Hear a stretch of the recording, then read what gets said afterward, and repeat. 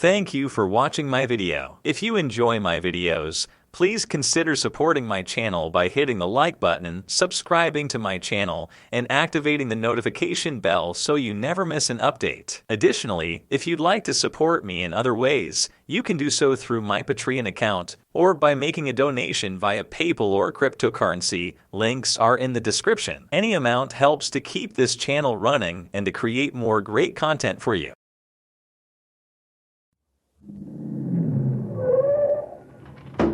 Well, here we are, mister. The Pirate's Cove. Only bar in San Pedro catering to the seafaring trade we ain't tried yet. You're sure of that, huh? Mister, I've been driving this hack in this burg since a self-starter. Sure, I'm sure. All right, wait for me. I'll only be a minute. Gladly. This kind of working for a living I like.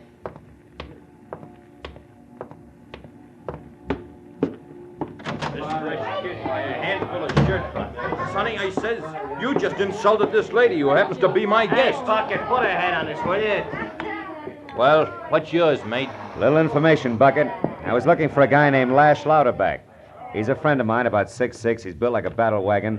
He takes his whiskey by the pitcher. Lash Louderback's a buddy of yours, huh?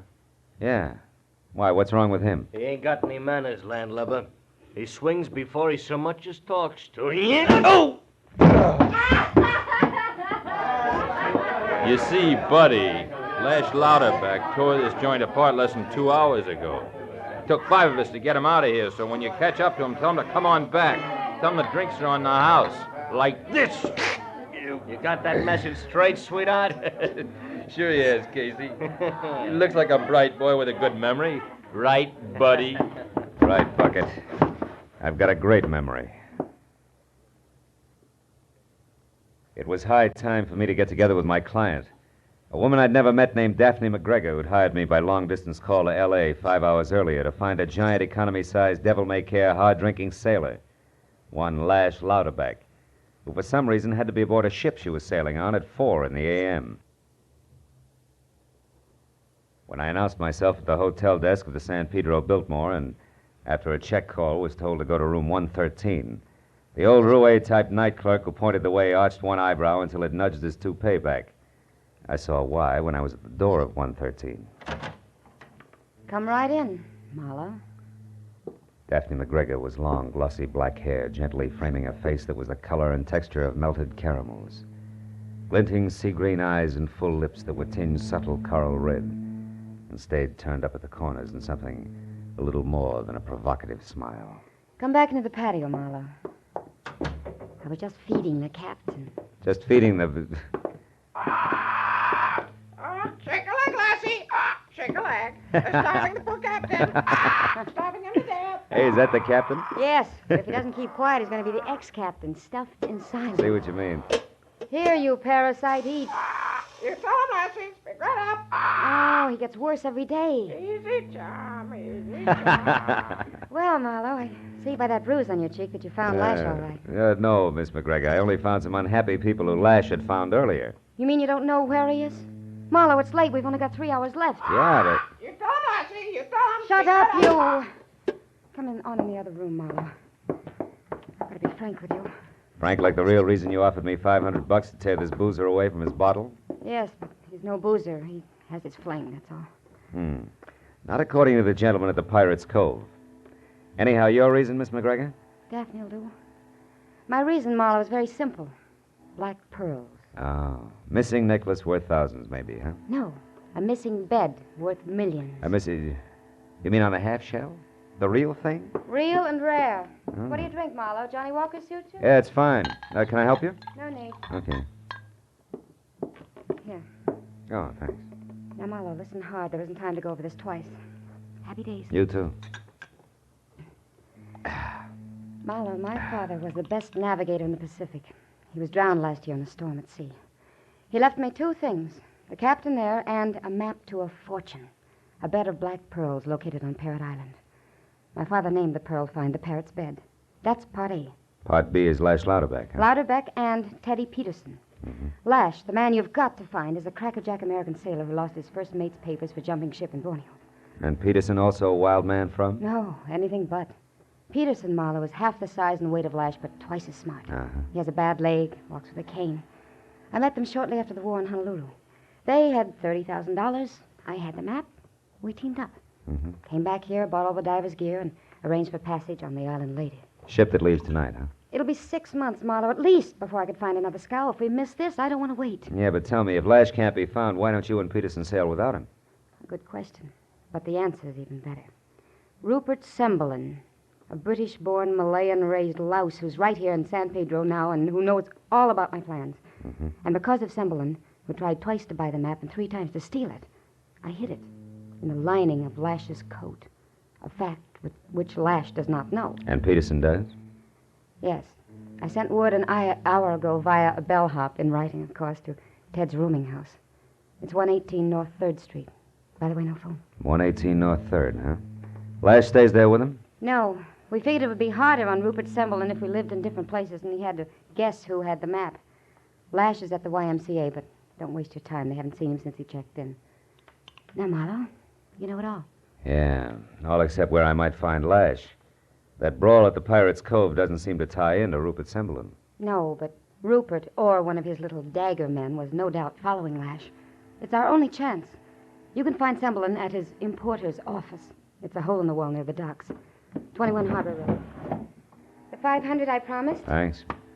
There'll be another 500 if you bring Lash back before 4 a.m. Anything else? Oh, one item, Daphne. Is there a chance that either Ted Peterson or Lash would cross you up for the map? Not the slightest. I can get to the island itself without the map. Sooner or later, I'd find them there. So you see, they'd have to kill me as well as steal the map. 1 million in black pearls. Yes. Well, I'm on my way. Goodbye, Daphne. I'll do my best. Oh, Marlowe. Huh? Marlowe, one last point. Parrot Island isn't really the name of the island. No? Just in case you were thinking of black pearls and Marlowe. Bye-bye, Daphne. 21 Harbor Drive belonged near the docks, all right. But Shanghai, not San Pedro. It was a small, dimly lit, twisted frame building, weather-warped, dirty, and sandwiched tight by a couple of flanking stone factories like a meek 120-pound commuter caught in between 2 fat ladies in the rush hour. And the man who answered my knock and admitted that he was Rupert Sembalin in a pleasant voice was maybe 50. Looked like an underfed toad. Can I be of some assistance, sir? Yeah, I hope so. My name is Marlowe, Mr. Sembalin. I'm an investigator for the San Pedro Port Authority. Oh, yes. Yeah, we're looking for a sailor in trouble named Lash Louderback. Do you know him? Why, yes, I do. Oh? Haven't seen him for months, though. Not since Honolulu, I believe. Now, Mr. Marlowe, if you'll excuse me, sir, I'm quite busy. A load of invoices, you know. But if you'll call tomorrow, I'll be only too glad to go into this further. Good night, sir. Sembalin had invoices to attend to, like I had to spend the night mounting butterflies. I knew that as well as I knew that the take he had done had been at somebody behind me. So when I turned and started away from the place, I slipped my right hand around the .38 in my pocket and thought of Daphne McGregor's remark about Brother Rupert's little dagger men. But just then it came. A knife 1 foot long that splintered into the wooden porch behind me. Before I could get back to my feet, the small, shadowy figure with raised arm I'd glimpsed behind a step-down Hudson was across the street and into an alley. And when I was there and after him, I found only moonlight and the empty, cracked pavement and a long, long line of loading ramps. I knew I was licked. But it wasn't until I turned back toward the man with the invoices that I knew just how badly. Number 21 Harbor Road was lights out and 1 parked Hudson missing. Obviously, Mr. Rupert Sembalin hadn't wanted to be followed. Well, Ted Peterson's rooming house on North 3rd Street was my only chance of picking up a lead on Lash Louderback.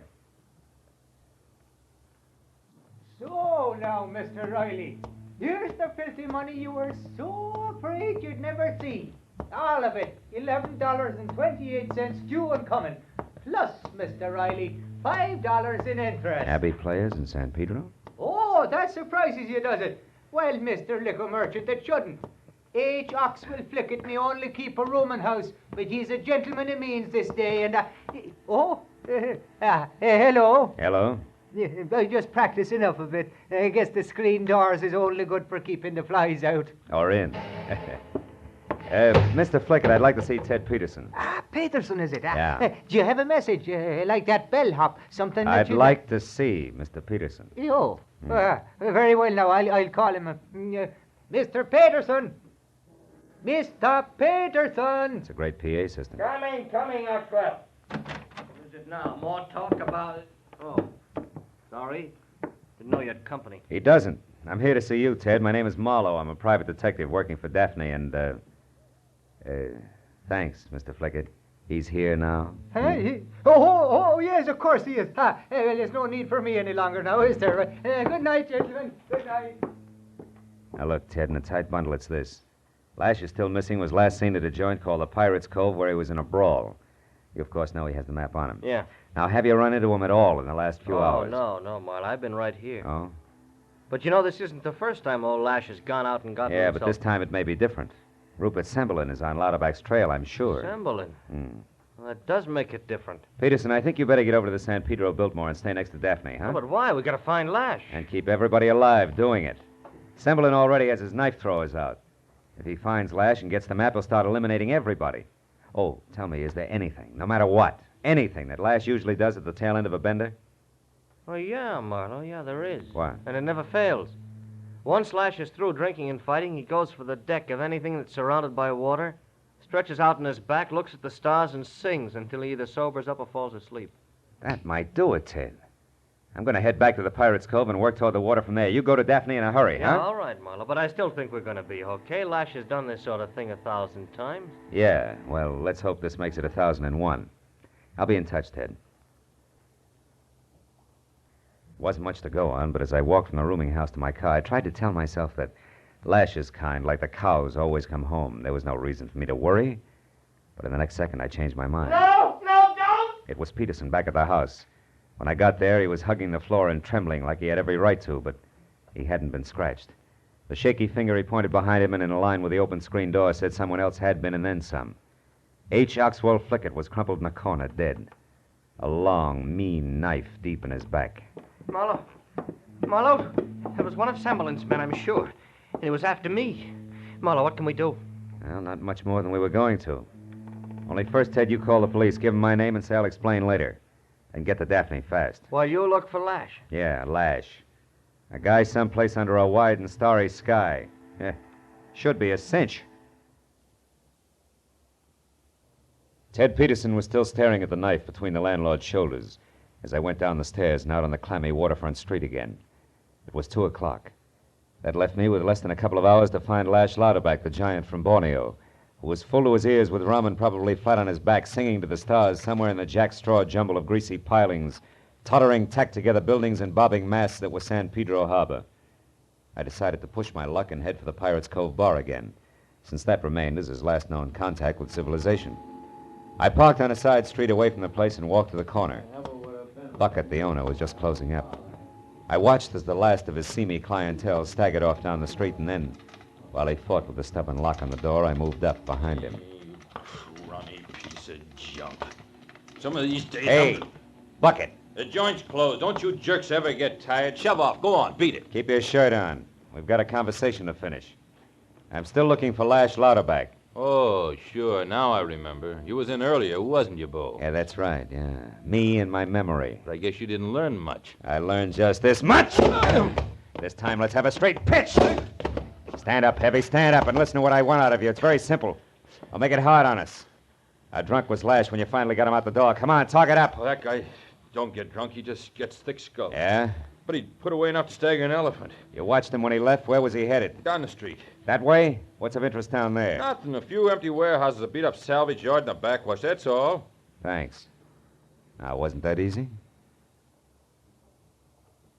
The street narrowed to a dark, silent alley that tunneled for 4 blocks between hulking warehouses. Finally opened on a sagging, rusty graveyard for old ships and ended abruptly at the brink of a stagnant backwash marked Dead End. So I stopped and turned around, and that's when my headlights picked up a woman. She'd been leaning against a piling at the water's edge. She looked into my headlights for a minute, then flipped a cigarette away and sauntered toward the car. This ain't private property, honey. I got a right to be here. Who says different? You cops. Always. Every time. Oh, wait a minute, sister. I'm no cop. Uh-huh. So I'm taking the night off anyway. You picked a swell spot for it. Been here long? Why? Maybe I like all these old dead boats. Maybe I get a friendly feeling from them. Yeah, it could be. Also, maybe you saw an oversized sailor with a full head of steam boil out this way, huh? No, afraid not, honey. Oh. What did you hear him then? If his singing voice compares with the rest of them, you couldn't have missed. Look, baby, it's worth $10. Keep it. I heard somebody singing from out there on the hulk someplace. Oh? Spooked me. Gave me the blues. I was glad when it stopped. How long ago was it? Oh, quite a while. Sure to be gone by now, honey. How about a lift back to the lights? No, I'm sorry, but I'm going out and have a look for the sailor. Thanks for the information. Okay, so I'll walk. It ain't the first time. I got a flashlight from my glove compartment and started out over the mass of rotten but still floating hulks. Finally, I found a catwalk of greasy planks that wormed its way through the deserted jumble of twisted steel, apparently to the farthest point, which was where I wanted to go. I was halfway out when I got an uncomfortable hunch that I was being watched. I stopped and listened. But there was no sound except the slow grinding of metal as the black water below surged softly. So I went on. The last ship was a squat, ugly barge. Beyond it was the open harbor. I played my light over the deck to a hatch and saw that the cover had made new scratches in the rust. I got it open and stabbed my light down inside. 8 feet below, at the foot of an iron ladder, was the body of a big man, face down. On the back of his coat, dead center, was a large red stain where a knife had been. I had 1 foot on the ladder when that hunch came again. This time, with plenty to back it up. I shot my light along the catwalk and for an instant caught a glistening yellow face.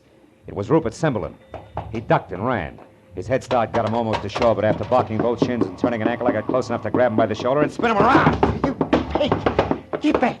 I'll kill you. Not tonight, Slimy. You've done all you're going to do. Yeah. You're breaking it. Good. I thought knives were your specialty. You're a regular little arsenal. Come on, drop it. Drop it. Yeah. Now, let me go. Please. I'm through. You don't know how through you are. This won't exactly get questions answered, Semberlin, but it'll save a lot of time in the long run. Believe me.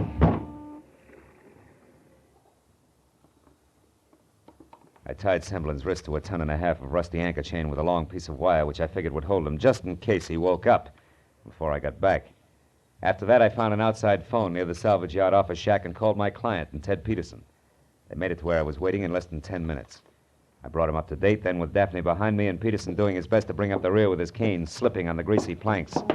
I led them on out along the catwalk toward the barge at the end. I hadn't told them yet that I'd found Lash dead, but I didn't need to. Daphne sensed what was coming. You're good, Marlowe. Even better than I expected. How'd you ever find this place? Brakes, Daphne. It's exactly the kind of place Lash would have ended up in. He was really a derelict, too.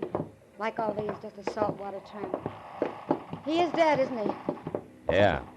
Yeah, he's dead. Knifed the way it looked. I'm going to miss him. He had the kind of rowdy power it takes to keep a native diving crew in line. Yeah? I'll find somebody else. Ted, I'm worried about. It'll be tougher on him. Coming, Ted. I'm okay. I'll make it. You two go on. Yeah, this is it, Daphne, the barge. Where is he, Marlowe? Listen. That hatch, it's open. Yeah, I opened it. Then that's where Lash is, down inside? That's right. Whoever put the knife in him. Hey, Daphne, wait a The minute. map, Marlowe. I've got to get the map. Marlowe, why's she going down there? Where's Lash? Where is he? What's happened to him? He's dead. Lash? Somebody stabbed him. Dead? Who did it, Semberlin? I don't know. Well, there's a good chance, except that a couple of things don't figure that way. Must have been Semberlin, the lizard. I'll kill him for this, Marlowe. What things don't figure this? Lash was stabbed, you said, just like Flickett. Yeah. I've been thinking about that. Also about the fact that Semberlin followed me out here and ran when I spotted him. That's out of character for a guy who... What is it, Marlowe? See over there where my light is? That puddle of oil, you see it? Footprints.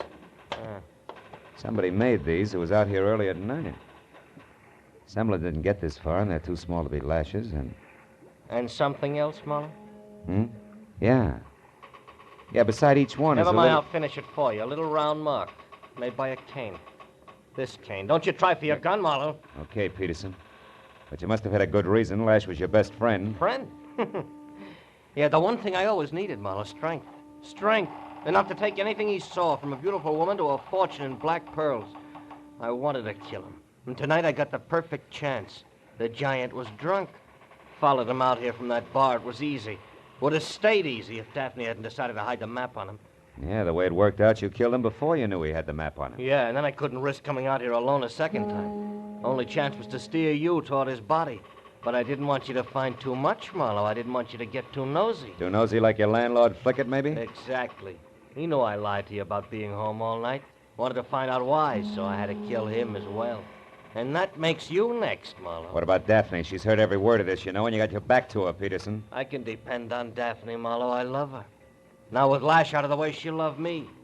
And anyway, we're going to be together a long time because she wants those pearls more than anything else in the world. That's what you think, you idiot. Baby, if you got a gun, for Pete's sake, use I it. don't have a gun, Marlowe. Daphne, that map, did you find it? Sure, I found it. I have it right here. Fine. Now you go on ashore, darling. You wait for me there. I wouldn't cross the street with you now. Well, what do you mean? Don't you move, Marlowe. I mean, you're a killer, Ted, and I'd rather those pearls stay on the bottom of the ocean and see you get your hands on them now. Put down your gun, Ted. Now, look, Daphne, don't be a fool. It's ours now, all of it, darling. It's nobody's. It's not worth it, Ted. I'm burning this map right now. Burning it? Daphne, listen. Here it goes. Look, sucker. A fortune No, in flames. no, stop it. Put it No, out. Marlowe, quick, you gun. No, you... Daphne, I'm sorry, baby, but thanks. An awful lot. It's okay, Marlowe. Honest, maybe it's even better this way. I guess the little fire I started is all out now. Huh? I'm afraid it is. Yeah. Not enough left to bother with. And both my partners are gone, too. Well, that's that. I guess it's better I found out all this here tonight instead of someplace off the Malay coast at that. I'd like to be alone for a while now, Detective. You mind? I watched her walk away and thought about what she just said. Then I took a long last look at the forlorn little pile of ashes left on the rusty deck. Important ashes that had saved my life. Then I looked closer and saw exactly what I expected. Daphne McGregor was walking fast when I caught up with her. I took her arm and turned her around. Hello, Mr. Marlowe. Where's that map? What, out on the barge. Burned to a crisp. What you burned out there was a couple of paper napkins from your purse. I said you were good, mister. You really are. Sure. You'd rather burn both feet off than lose that map, wouldn't you? Naturally. By the way, Marlowe, what are you doing for the next year or so? Like to spend them at a gorgeous spot off the Malay coast? Hey, take it easy, Tondaleo. I mean it. Phil, have you ever gazed into a whole handful of black pearls as big as golf balls? They take your breath away, and they're priceless. Would you, also make tiffin for me? You know, I think I would. But there is one thing, Daphne. What's that? Some of my best friends are oysters. Good night, baby. A beautiful green-eyed girl on a tropical island, surrounded by a bed of black pearls. Something to think about. Well, when 4 o'clock came and Daphne's ship sailed out of the harbor with her and a map and a parrot all safely aboard, Marlowe, the jerk, was standing on the pier waving goodbye. Waving goodbye to fun, adventure, romance. Oh, well. Maybe I'm getting old. Well, no, not old. Just, Thank you for watching my video. If you enjoy my videos, please consider supporting my channel by hitting the like button, subscribing to my channel, and activating the notification bell so you never miss an update. Additionally, if you'd like to support me in other ways, you can do so through my Patreon account or by making a donation via PayPal or cryptocurrency. Links are in the description. Any amount helps to keep this channel running and to create more great content for you.